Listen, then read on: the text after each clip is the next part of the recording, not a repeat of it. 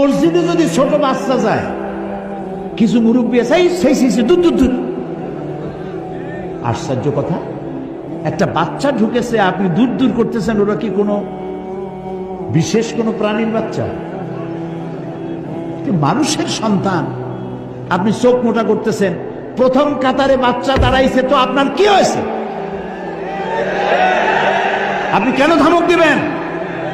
এটা আল্লাহর মসজিদ, এটা আপনার মামু বাড়ি না। বাচ্চা ছেলেটাকে আদর করে একটা কোনায় জায়গা করে দেন। তার বাপ বা চাচা যার সাথে আসছে, বাচ্চাটা নিয়ে এক কোনায় গিয়ে দাঁড়ালো। মাঝখানে দাঁড়ালে দেখতে অসুন্দর। ইসলাম তো আবার সৌন্দর্য প্রিয় বেশি। আল্লাহ নিজে সুন্দর, সুন্দরকে তিনি ভালোবাসেন। দেখেন না, লাইন সোজা হতে হবে। নামাজ পড়বো যেমনি খুশি সামনে দাঁড়াই নিতে হয় না। কাতার সোজা করা কি সুন্নত? নফল, ওয়াজিব। যার কারণে কাতার বাঁকা হবে, পুরো কাতারের জন্য আল্লাহর দরবারে তাকে দায়ী হতে হবে। বাচ্চাদের প্রতি স্নেহ নেই। বরং আমি বলতে চাই, পকেটে 2-4টা চকলেট রাখেন মুরব্বীরা।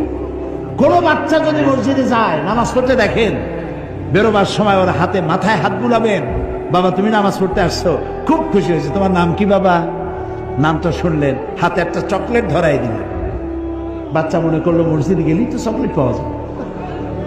আর যে ধমক দিছেন, ও বাড়ি যায় মার কাছে বলবে, মা আমি জিন্দিগিতে মসজিদে আর যাব না।